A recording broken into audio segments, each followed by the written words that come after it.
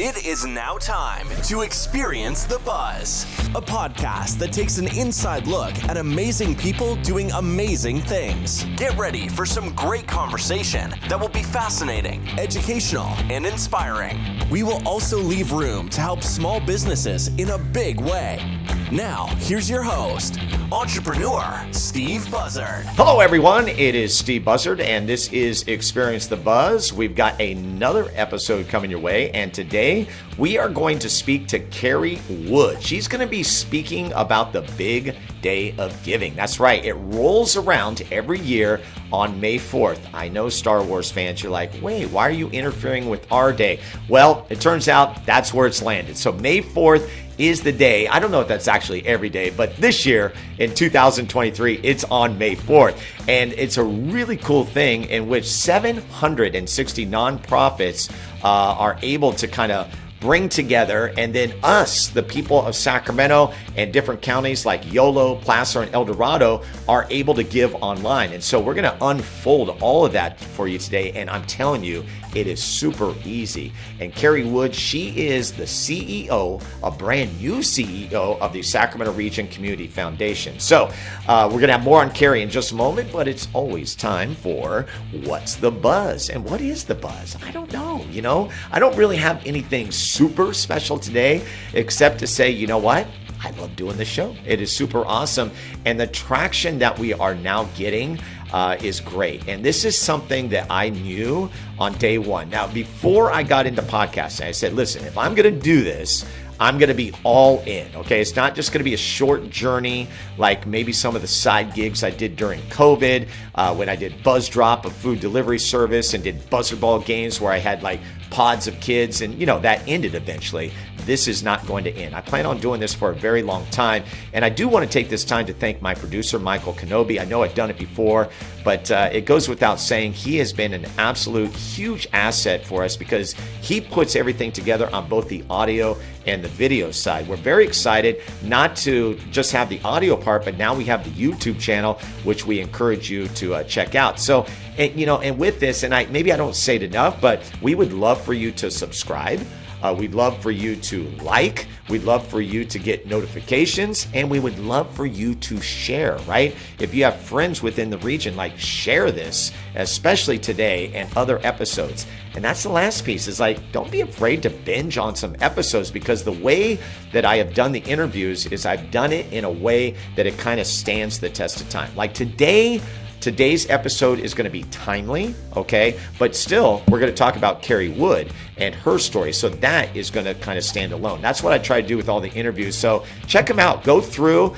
You'll see for yourself. I have a lot of fun doing it, and it's just been an honor to have these conversations. And that is What's the Buzz for today's episode. Now, to our conversation, it is once again Kerry Wood. She is the CEO of the Sacramento Region Community Foundation, philanthropy, serving, like I said, El Dorado, Placer, Sacramento, and Yolo counties. They've been in existence since 1983.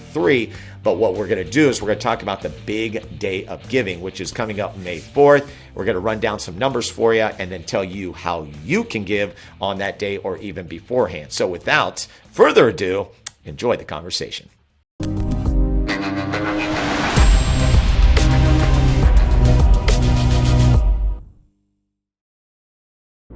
Hello, everyone, and welcome in. It's another edition of Experience the Buzz. It's episode number 121.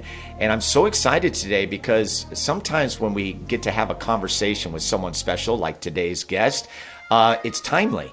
And we have Kerry Wood who is with us, and she is, are you ready for this? The CEO of the Sacramento Region Community Foundation. Now, what would that mean to you? Well, you may know about the annual Day of Giving. It comes around every year. It's an annual thing. It's on May 4th, and no, stop. It's not May the 4th be with you. It's the annual Day of Giving. That's what we know it about here in Sacramento. And so first and foremost, Kerry, welcome to Experience the Buzz. So good to have you. Thank you. It's great to be here. Yeah, and before we jump into what this is all about, because a lot of people do know about, but you can't assume, right? Because there's going to be people out there like, wow, I didn't know that existed. So that's why we're going to be talking about today. But I always like to talk about connection, like how we're connected and everything. And it was great because you were actually referred to me by a friend. And I'm like, wait, I think I know that name. And yes, your son went to Buzzard Ball. Yes, he did. He loved it. He not only was a participant, but he actually, I think, did some coaching and assisting over a few summers. So, yeah, he loved every second of it. That's great. Yeah, he was part of that Crocker Riverside crew, which, by the way, if we were to have like a Hall of Fame or a museum, there'd be a picture of those guys for sure. Because I think they were special. You're right. They were very special group of guys. Yep, absolutely. Okay, so we're going to talk about Annual Day of Giving. Instead of me like saying, okay, what it is, I always like to defer to the expert. Tell everybody what Annual Day of Giving is. Well, it's the big day of giving is how we label it. And yes, big day of this giving. Is our 11th year. It's our 11th year. And it is a 24-hour online, we call it almost a giving frenzy. It is the day where the community comes together and supports our local nonprofits. Yeah, so 11 years in running, and the numbers are incredible. So let me share with you just kind of some stats for you. So this year, 760 nonprofits will rally together. Since 2013, so since its inception that we've talked about, $78 million have been raised. And last year alone, so 78, take that number, last year alone in 2022, a record $13.4 million was raised. So obviously this thing is taking off and it's getting stronger and stronger. And you throw a pandemic in the middle of it, and we'll talk about that, like maybe what effect that had. But you couldn't be more happier, I would imagine. And I have to guess 2023, this year is going to be a big year. That's our hope. Yeah. So we're definitely working toward that. Our humble beginnings back in 2013 started off as an arts day of giving. And it really has just grown to include these 760 nonprofits that you mentioned, up from 716 or 18, last year. So we've grown a lot this year, and we're really hoping to break all records.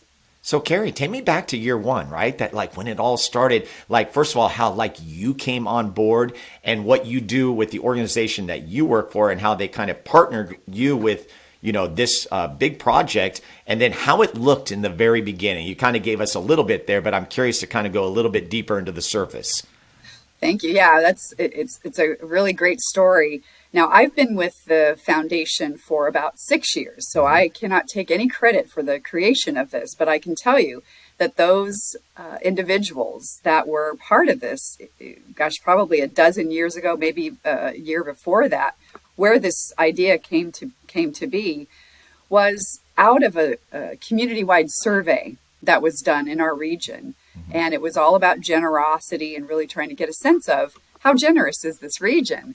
And, what we learned is that this is a very generous region, but in many cases, folks either hadn't been asked or nonprofits were still growing in their abilities and sophistications and how to ask for dollars and how to ask for that support. So this group of very smart people came together, community leaders, board members of the foundation at the time, et cetera, and said, let's do something that would make an impact. Big days of giving, or these annual days of giving, were kind of catching on back then. And so folks said, let's do one here in Sacramento. And that's how it all began. Yeah, so I am curious because like I can't help it like in my mind because you talk about the 24-hour thing.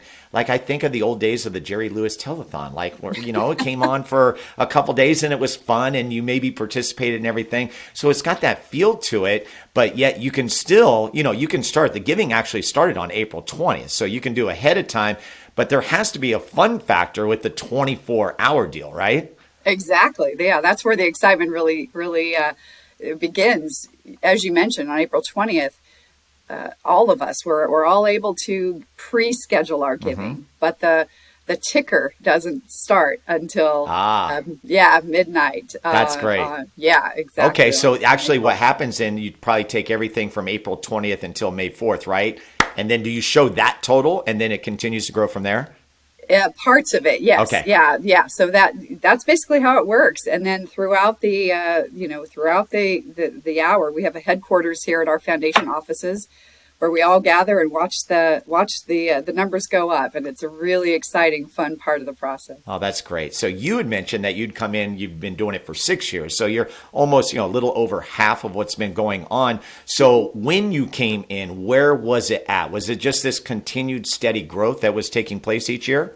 Yes. Yeah. It was really incredible from the humble beginnings back in 2013 when I think, and in fact, I have a whole list of all the numbers here in front of me. The first year raised $500,000. Wow. Right? Just for arts organizations. Oh my Well, gosh. the other nonprofits in the community said, well, we would love to be part of it. And so the foundation at the time said, let's expand it. And then it had just steadily grown. So when I came on board, it really, the folks involved taking it from there to there really demonstrated the amount of impact that people were starting to see. And it's almost been a snowball effect. That's more nice. and more and more people have become aware. So. Okay, so you're the CEO, you're in charge. Like, what does your team look like? How many people do you have on your team that really is in charge of this? It's smaller than you might think. It's a small but mighty team. So collectively, the entire foundation staff and board are involved in Big Day of Giving in one way or the other, whether it's getting the word out, whether it's our finance team who has the privilege of processing the thousands of gifts. We have a core team of about 6 of us that are, working on the day-to-day construction of Big Day of Giving that starts the day after the big day ends. Right. So we have a small but mighty team. Small but mighty team. I like how you said that. That was good. Yeah. It's interesting because in episode 120, we interviewed, it just debut, is Kim Guzman, who's the CEO of the California Employers Association. And it's interesting because I'm thinking it's the whole state of California. I asked her the same question, like, what's your team? She has 24. And I'm like, wow, that's amazing to me. So it's great that you have, I like the small but mighty term. That sounds good. And you guys obviously have done a great job. So you've maximized your effort. Now, here's what I love about not only the giving part of it, but you have hit a home run with the website. The website, yes. I think, knocks it out of the park because what I did, I said, okay, I'm just going to go on and I'm just going to look at it and preview it. Everything was very simple, from if I want to donate, if I'm a business that wants to be featured, to matching gifts. I mean, it has everything. So talk about the work that went into the website, because as any business know, when you build a website, you've got to do it right. Yes. Yeah. Absolutely. Well, I have to shout out our incredibly talented marketing team. Nice. Led by Vasey Komen, who has been with the foundation, probably 8 years or more now. Mm-hmm. And she has really grown this website to be what it is today. We have a marketing toolkit for all of the nonprofits to use, so it makes it very easy to promote Big Day, to tell the story. I'm glad to hear your perspective is as ours is. It's easy to navigate. There's just a plethora of resources available. So fantastic team effort. And let's give you that website. And of course, we're going to drop this in the show notes. And we would love everybody, because this podcast is really meant for Sacramento. Obviously, we want you to jump on board and have some fun with this. And I'm looking forward to being a participant for the first time. Honestly, I have to tell you, I think I did it once before, but it's amazing the emails that you get from different organizations. And, to be honest, I didn't really tie everything together. But now that I have you on the show, and it's I want to be committed to that, because if we're trying to put a shining star in Sacramento, this is such a great way to give back. Everybody looks for ways to give back. This is easy peasy to me. So it's bigdayofgiving.org. That's where you go first. So Kerry, take us through. If you're a person that just wants to give, tell us how easy it is. Take us through the process. I will. And first of all, I'm so thrilled that you're going to be participating this year. Yeah, and now it's about, who do I pick? I know. That's the tough part. Right. We have, we have hundreds of nonprofits to choose from in all 4 counties that we serve, which is Yolo, Placer, El Dorado, and Sacramento. And when you go on to bigdayofgiving.org, it's very easy to follow the steps to donate. What ends up happening is that you've got to make some choices, right? Right. But in order to help people make a choice and to give a tool to everyone to use, we have a year-round website called givingedge.org. Okay. It ties into our Big Day of Giving website, and you can search for the type of nonprofit. It could be you love animals, or you want to support our seniors in the community. Maybe you love the arts, healthcare, education, that runs the gamut. So you can search by type, and you can find nonprofits that fit into that mix. You might be more interested in supporting a region. Yeah. You might be more interested in supporting an audience rather than a type. So that website helps you navigate and make choices on where you want to give. Yes, and I will help confirm that, because that's what I did like about it. Is I thought in my head, first of all, it was like you go to it and you're thinking, okay, there's 760.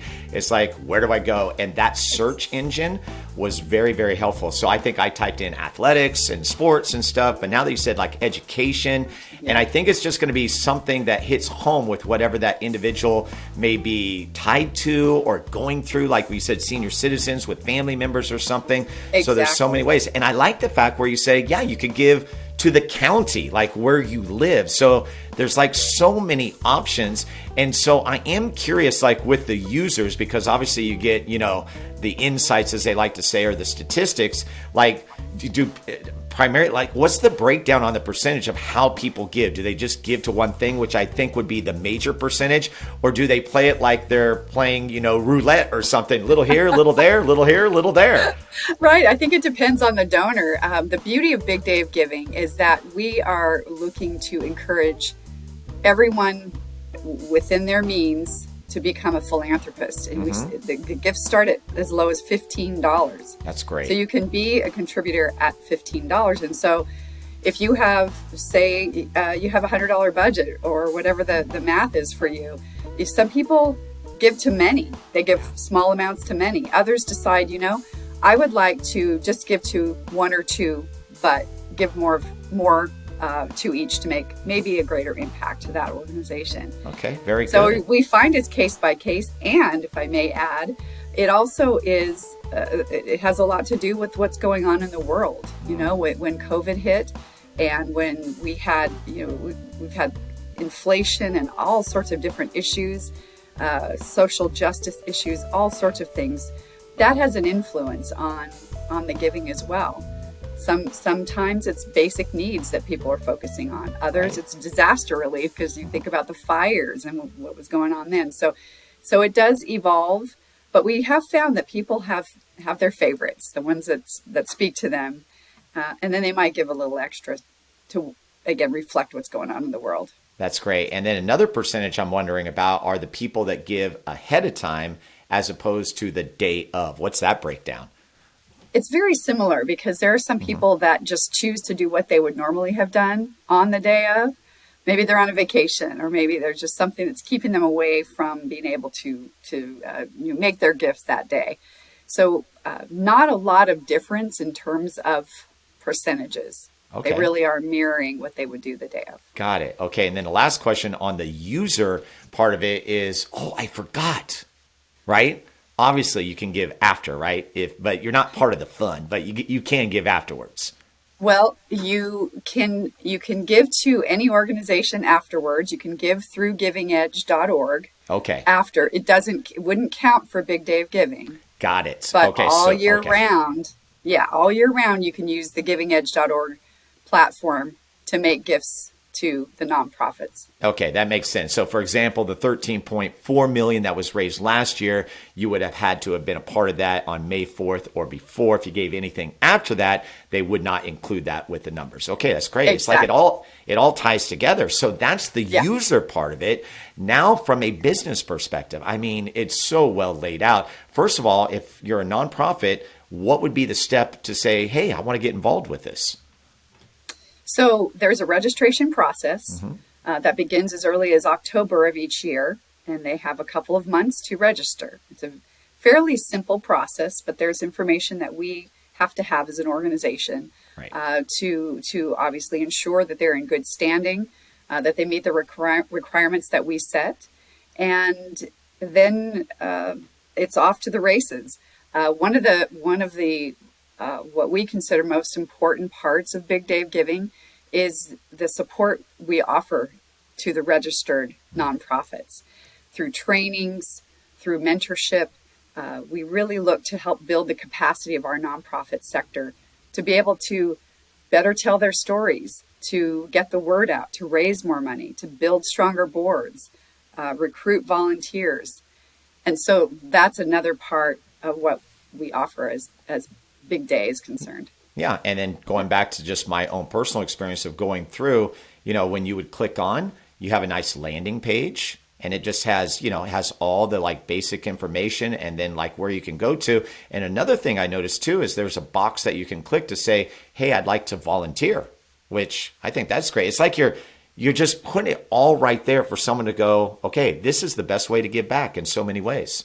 Exactly. And we get a lot of calls from people wanting to know, where can I volunteer? Mm-hmm. Or how do I find out more about what this nonprofit needs?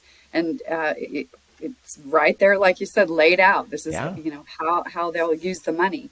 And I want to make a point about how they use the money. Okay. This is a moment in time, which doesn't happen a lot for some nonprofits, to secure unrestricted dollars. So these are dollars that a nonprofit can use however they see fit for their work. And so many times donors will restrict gifts, and that's wonderful, but it's also incredibly valuable for a nonprofit to have that freedom to be able to choose where they feel the need is greatest. I love that. And I was thinking back to where you were saying, hey, you could start at $15 and go beyond that. And I think that's a very important point, because that's a lesson like I learned when I worked for the school I worked for. Our faculty would give, and I always felt weird because I was like, I can't give a lot, right? And I remember being pulled in by he was the headmaster, Jesse Vaughn, and he pulled me in and he goes, Steve, listen, it's not how much you give, it's just that you're participating. So what you give is actually lending to the pool of just being able to give. And it's weird. It seems like a simple thing, but that was like a light bulb moment for me. And now when I auctioneer and I do like the funded needs and everything, I recount that moment and just let people know, because I think you'd be amazed that many people would probably think the same way I would, in the sense that you feel like you have to give a whole lot, when really it's not about that. It's just about participation. Absolutely. Mm-hmm. Every dollar counts. Yeah. And I don't say that lightly. Right. It really does. And collectively, we've really, if you look at Big Dave Giving as one example, mm-hmm. Collectively, many people have participated, maybe not all large gifts. In fact, we find that I think it's about 65%, it might be even higher than that, give between $15 and $50. That's great. Yeah. That's great. And so I was wondering too, because I'm a stats guy, because I just love the stats on this thing. Like what is the number of people that give? Like just the overall number that you get? Yeah, typically we get somewhere around 34 to 40,000 people. We're hoping that it's going to grow. Yeah, that's really what we want is to inspire philanthropy, to inspire giving, to make charitable contributing something that is within reach. So I mean, folks, people. If you love Sacramento as much as I do, I'm sure as Kerry does, it's like, again, this is another one of those no-brainers, okay? It's May 4th. It's the Big Day of Giving. We've given the website, bigdayofgiving.org. I encourage you right now, just check it out. Even as you're listening to the podcast right now, just check it out and go through exactly what we just talked about. And I think you will see the simplicity. There's one more piece I did want to add on that I thought was great, is there are opportunities where you have big corporations. So you have Western Health Advantage, which is your lead sponsor, but I know there's some other big corps that are matching gifts. Maybe explain how that works. Yes, in fact, we have several organizations like Nugget Markets. Let's go. Yes, yeah. I love the nugget market. I know. So do we, for sure. And there are other organizations out there that are not only sponsoring Big Day of Giving, because we are always looking for sponsors because it really helps us build this program. But there are companies out there that have decided that they're going to utilize Big Day of Giving as a way to encourage their employees to give. Yes, I love that. And so that's a wonderful morale building opportunity. But they can create a team page. You can create an individual page that you want to encourage your friends and neighbors to support the nonprofits you love. Again, you can create this team page, so you can gather your employees together, or you can turn it into a friendly competition.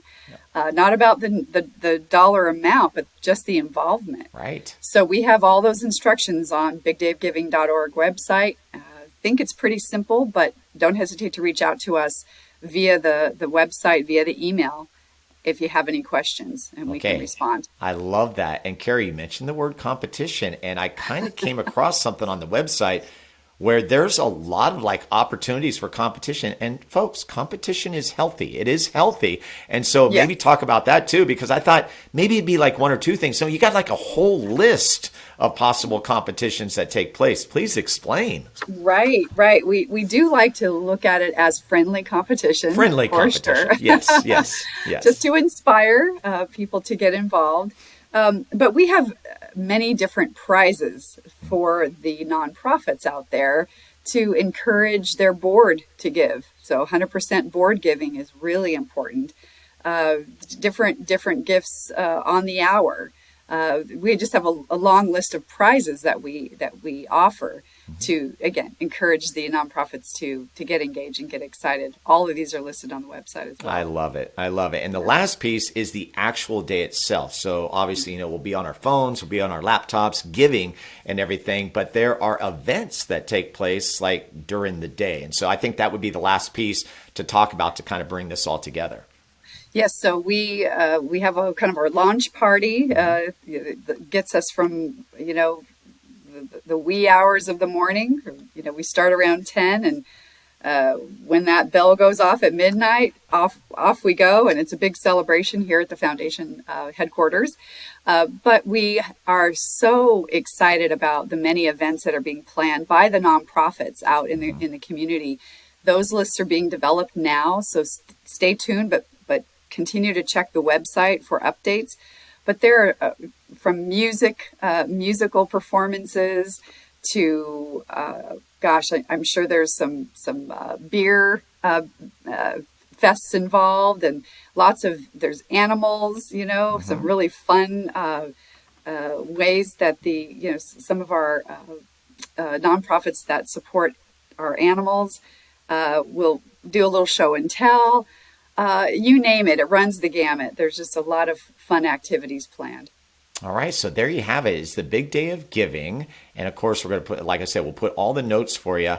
Encourage you to go check it out, mark it on your calendar. So when this podcast airs, it's going to be the Friday before May 4th. Okay, so you got plenty of time. You can give ahead of time. There's no problem there. But I don't know about you. I'm going to do it on May 4th. I want to be part of the fun and raising the thermometer, let that number keep going up, and hopefully just be a record year. Like we said, last year, 13.4 million more is expected. There's more nonprofits, and Kerry is the head of it. Her and her small team, but mighty team, are doing a great job. So in our next segment, we're going to get to know Kerry, right? Because the beautiful thing is that, she's talking about the Big Day of Giving, but it's great to spotlight the amazing leaders and people that we have right here in Sacramento. That's what this format is all about, and we're going to do that right when we get back from hearing from our sponsors. Don't go anywhere. This is Experience the Buzz.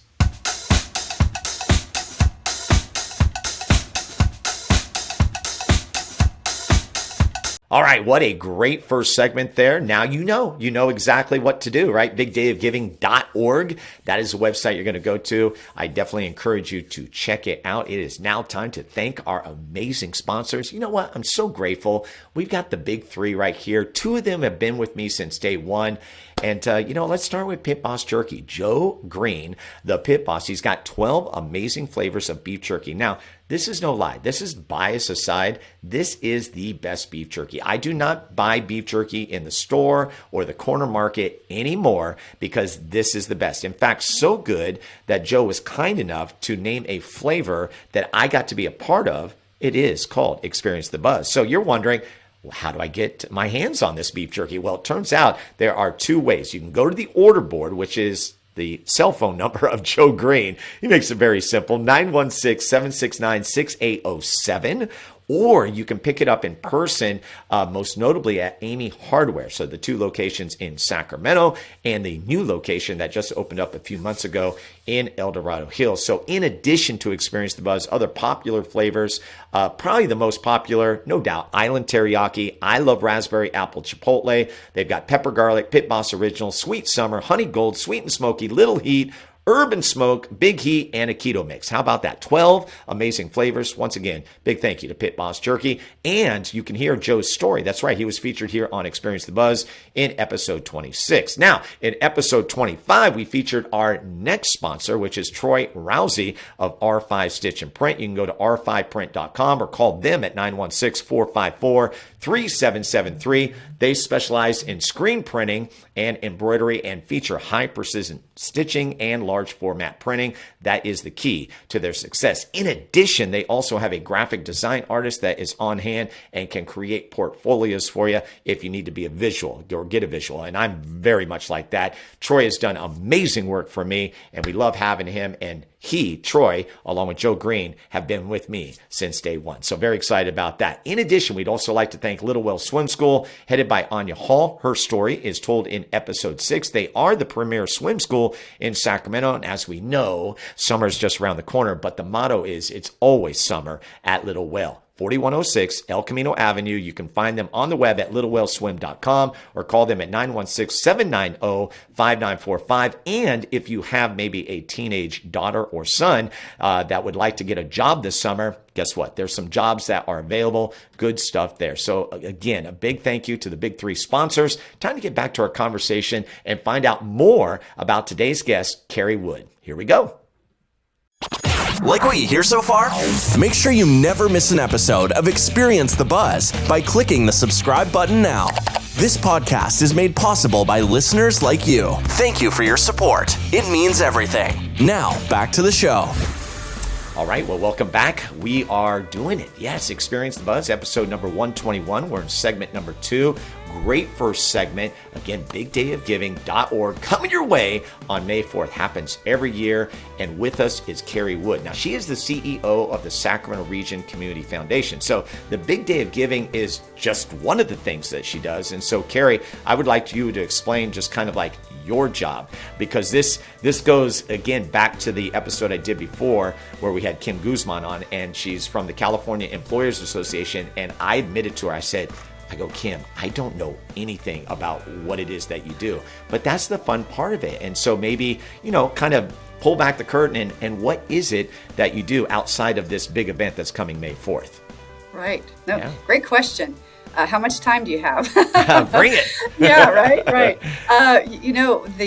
The role of CEO is new to me. I am about 5 months into this role. I didn't realize that. Yes. Wow. Yeah, and so I've been at the foundation for about 6 years now. Okay. And so, as a native Sacramentan and as somebody who's chosen the nonprofit sector as my career for the last 25 years, it is such a joy to be in this role, such an honor, and really these last 5 months have given me such an appreciation for the CEOs that came before me.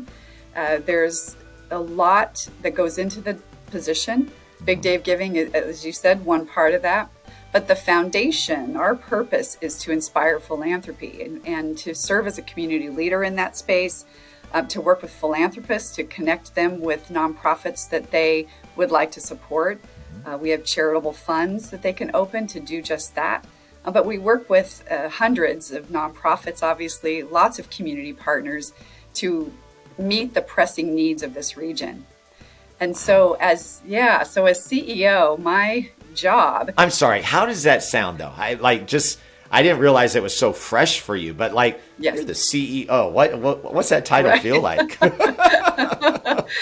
Really, it's humbling. I don't know any other word to come up with. Mm-hmm. It's very, very, I don't take it for granted. I feel very privileged to be in this role. And I'm just really excited. We have such an amazing team here at the foundation. We have an incredible board of directors, and really feel fortunate to work with all of these wonderful people who, I think we all chose this line of work because we really care about our community, and not to be Pollyannish about this. It's really real. And, that's one of the greatest pleasures for me of being in this role. And I love hearing that, because that's what comes out in a lot of these conversations. When I got in the podcast space, obviously the first thing you have to think about is like, okay, what am I going to talk about? And so I was very big on, the entrepreneur train, the small business train, and just personalities of Sacramento. That just kind of came to me. And it's like, these are the types of conversations. Like, honestly, when would I get the opportunity to talk to you, Kerry, and have this deep of a conversation? So to be able to get back in the broadcasting space, of which I was in for 14 years and kind of moved away from, to just be able to talk about the city that we love. And so, like, even just in your answer right there, it's like, boom, that confirms what this podcast is all about. Because once I said it's going to be about Sacramento, well, then you start thinking, well, is that going to affect your listenership? Because if you don't live in Sacramento, why would you listen to the show? And the way I looked at it was like, I don't care.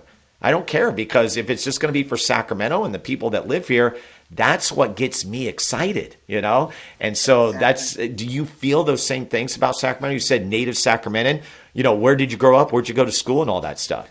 Yeah, well, first, I will say I am a super fan of Sacramento. I really am. Yes. And, I think that there are a lot of people outside of Sacramento that want to know more about this region. I agree.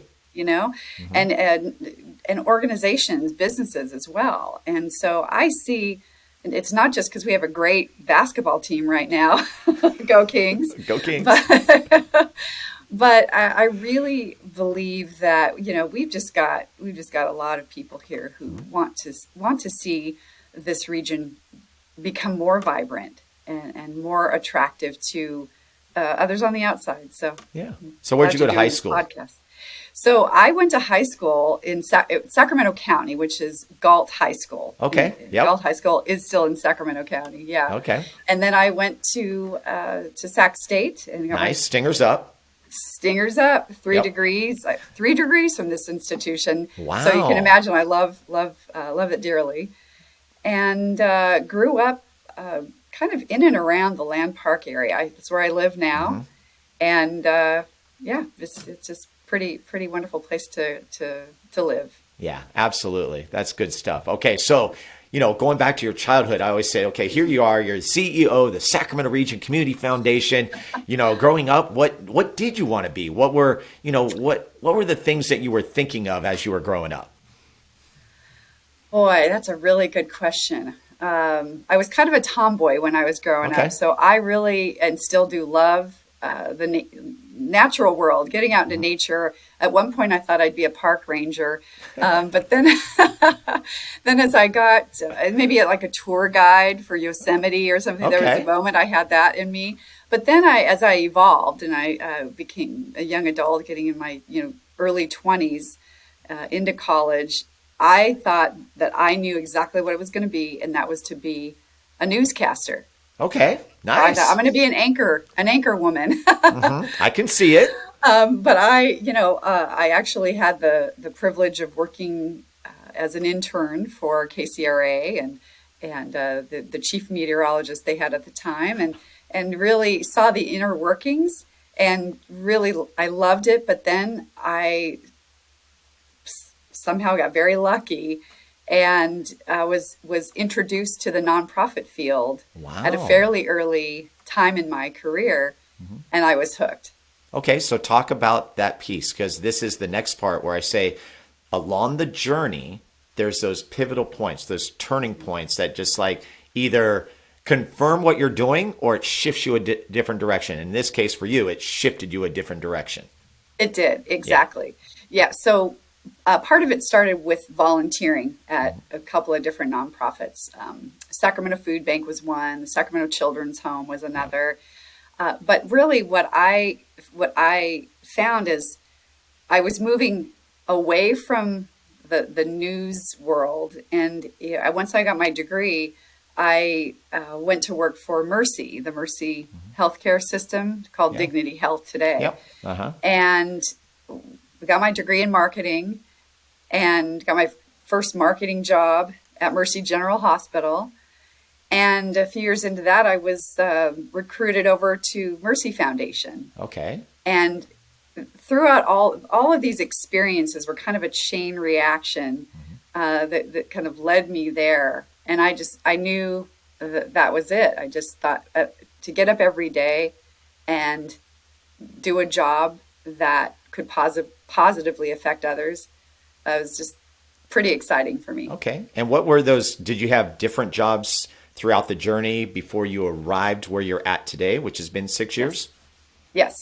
So I worked for Mercy for about 12 years. Mm-hmm. And then I spent about 8 years with the Crocker Art Museum. Okay. Yeah, and really enjoyed that. And a few years in between there with an organization called the Foundation for California Community Colleges. Nice. And ran a statewide campaign to raise money for student scholarships, which turned out to be, and I think it is still today, but don't quote me there, the largest scholarship for community college students in the nation. Wow.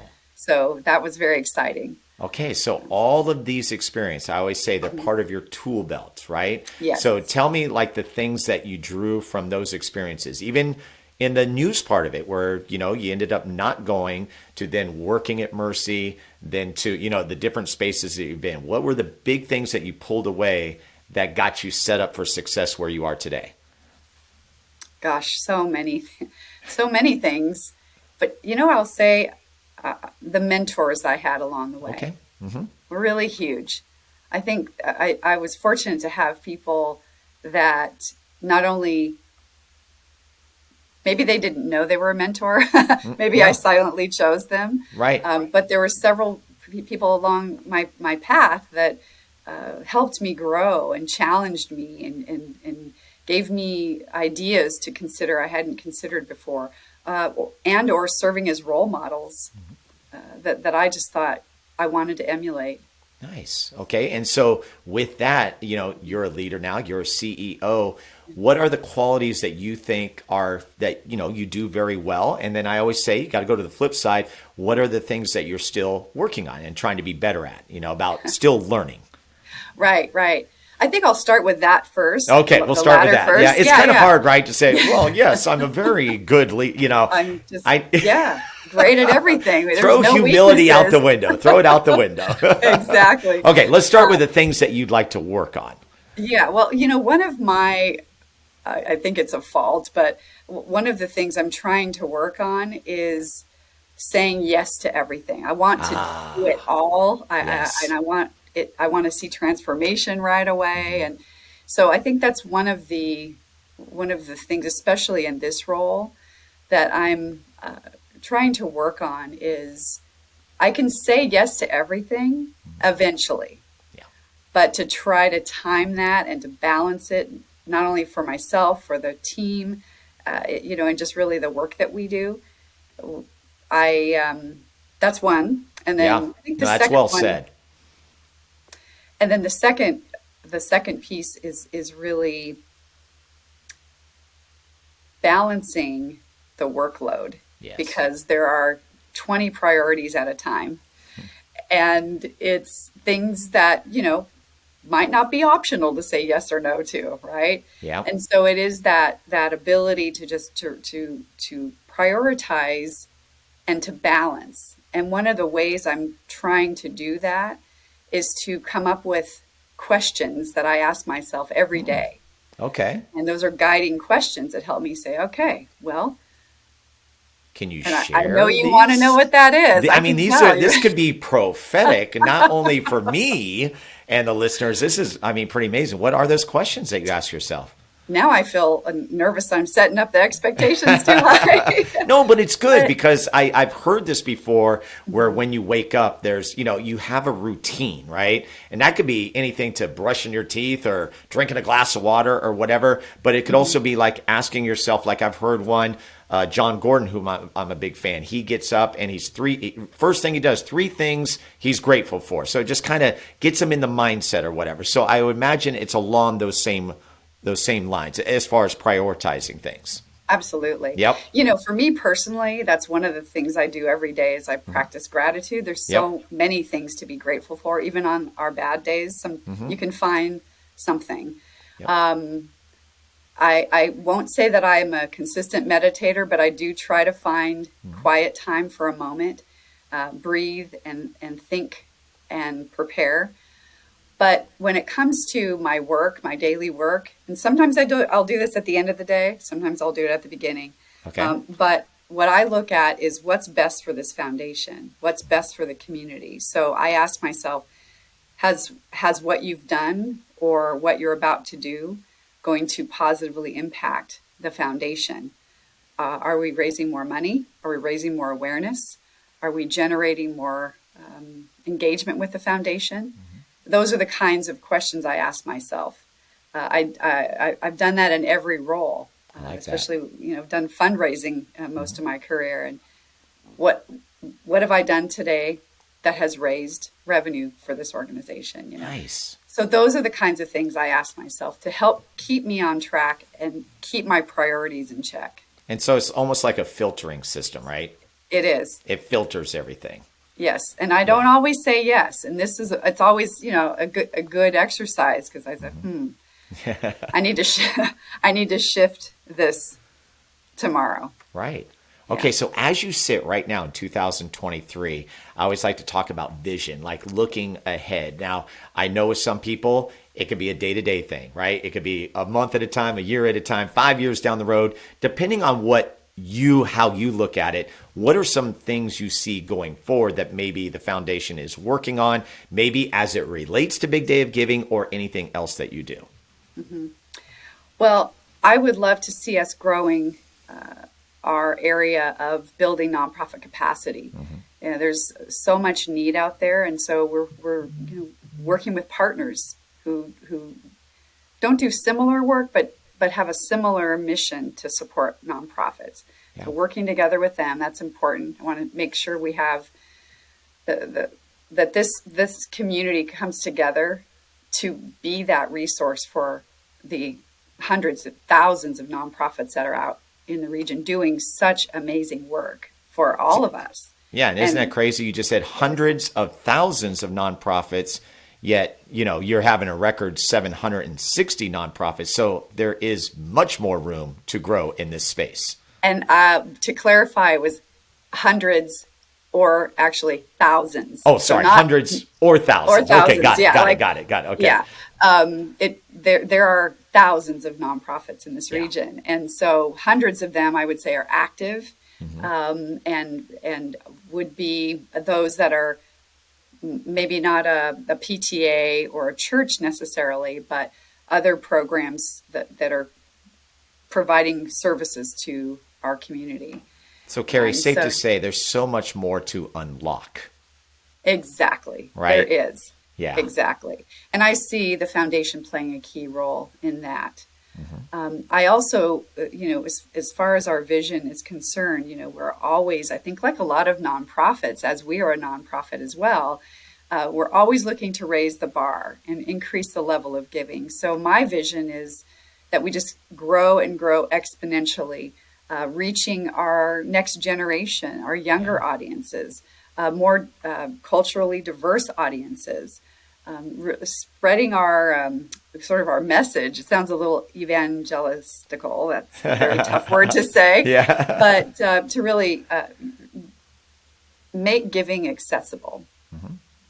And it's a key, right? It's a key to be able to speak to the next generation.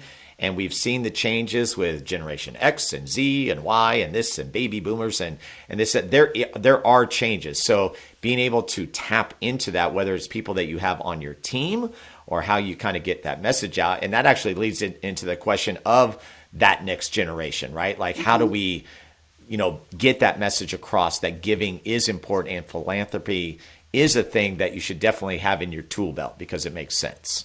Absolutely. And, every generation, as you know, and most of your audience, I'm sure knows, comes at life in a different way. Yeah. Giving is part of that. And as many folks know as well, the next generation, whether you want to label as millennials or family businesses that have their next generation about to take over, there's a lot of definitions on how you say, it's the younger audiences. They want to make an impact. They want to be involved in the organizations they support, and they want to see results. So they're going to be they're more hands-on, maybe than previous generations have been. It's a good point. So the volunteering, engaging, if everyone I think is interested in supporting an organization that they volunteer for, but especially our younger audiences now more than ever. I love it. Well, Kerry, it's the calm before the fun storm of the big day of giving. I know you and your organization are very excited. It's very cool that this has not only that it exists, but the way that it has grown over the years. And so with that said, maybe you can, on the last part, just give all the information, whether it be the website, whatnot, how people can find you and everything, and then we'll close it up. That sounds great. Yeah. Well, Big Day of Giving is May 4th, but everyone can contribute now, which is started yesterday, April 20th, pre-scheduled giving. It will all count toward Big Day. But if you want to get it scheduled now, you can go to bigdayofgiving.org, and it's very easy to walk through the process. If folks are having trouble deciding where to give because there are hundreds of nonprofits involved, the Big Day of Giving website has a search component where you can search for the type of organization that you're interested in, the region that you're interested in. You can sort it in all different ways. You can also sort by who needs volunteers, and you can decide that you want to give hours of volunteering that way. So we have a number of different other ways that organizations and people can rally more people to get engaged, and that's through our group giving and team giving pages. So you can set up one for yourself and ask your neighbors and friends and family to support the causes that are important to you, or an organization or a neighborhood, a church can come together and create their own page and have everyone join in, have a little fun with it. But there's a number of ways like that people can get engaged. All right, so I think it's very simple, folks. I mean, if you're from Sacramento or the counties that we talked about, El Dorado, Placer, Sacramento, Yolo, listen, just get involved. And it's not the amount of give. We just want you to participate, and we expect a record year. And of course, we'll report those numbers once they come in after the big day of giving. Well, Kerry, this was a lot of fun. And as we kind of wrap it up, you said you're a super fan of Sacramento, which I love that term. That's great that you said that. What is the best thing about Sacramento that you do love? Like something that comes to mind that you're like, yeah, that's why I love Sacramento, amongst other things. Yeah, there's so many things, obviously. Farm to fork and agriculturally rich region that we are. But it's, as you probably get this all the time, it's the people, and that, we're small enough to where you run into people that we're big enough so it doesn't have some of the cons of a small town. Right. But it's just there's such a incredible network of people and communities here that I think make this region so special. Wow. Well, Kerry, thank you for the time and really giving us a deep dive on a big day of giving. I think it was so well done. And I think people are going to hopefully hop on board here. And like I said, make it a record year. But not only that, but being able to pull back the curtain and share a little bit of your journey as you are now the CEO, which still I think is super awesome because it's so fresh. So thank you. Definitely. Thank you. Thanks all right, very much. She's Kerry Wood. We'll take it's not even going to be a break. You're going to hear a whoop like that, and then I'll give you the final word as we close up today. It's Experience the Buzz. Kerry Wood, I'm Steve Buzzard. Thank you for being here. We'll be back in just a moment. Like what you hear so far? Make sure you never miss an episode of Experience the Buzz by clicking the subscribe button now. This podcast is made possible by listeners like you. Thank you for your support. It means everything. Now, back to the show. All right, so there you have it. Hope you enjoyed today's conversation. Again, a timely conversation as this episode is airing 1 week before the big day of giving, which is on May 4th. Going to say it again. I know we've said it a lot of times, but bigdayofgiving.org. Check it out. Very thankful for Kerry Wood to take some time to be with us. Glad we have the connection and glad to see that she, like me, is a super fan of this great city of Sacramento. So, that's going to do it. I don't even know who's going to be on next week, but it'll be someone good. You know that as we keep all the episodes rolling, trying to do it on a weekly basis every Friday. Again, we would love for you to subscribe and share this information with other people in the area. And thank you for just listening, whether you're listening on the audio side or checking us out on our YouTube channel. So that's all I got for now. Talk to you next time. Goodbye, everyone. Thank you for joining Steve this week on Experience the Buzz. Steve would love to hear from you. Leave a review or contact Steve directly with any questions at scbuzzard@gmail.com. To see the other adventures of Steve Buzzard, be sure to visit buzzardball.com.